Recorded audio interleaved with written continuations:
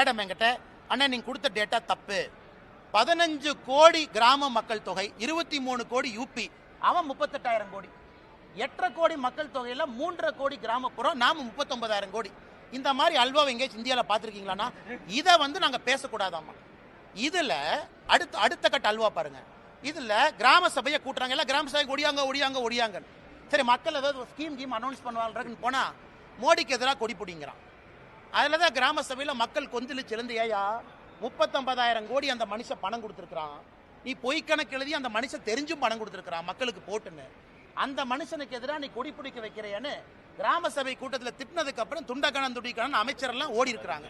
அண்ணன் KKSSR ராமச்சந்திரனை பார்த்தேன். அதனால் பத்திரிகை நண்பர்கள்ட்ட அன்பான வேண்டுகோள், இந்த 100 நாள் வேலைவாய்ப்பு திட்டத்தினுடைய ஊழலை பெரிய அளவில் நீங்கள் எடுத்து பேச வேண்டும் என்று தாழ்மையோடு நான் கேட்டுக்கிறேன். ஏன்னா இது ஏழை மக்களுக்கு போற காசு. இதை ஏன் சீரியஸா நான் பேசுறேன், நான் அரசியல் பேசினா கூட இது ஏழை மக்களுக்கு போற காசு.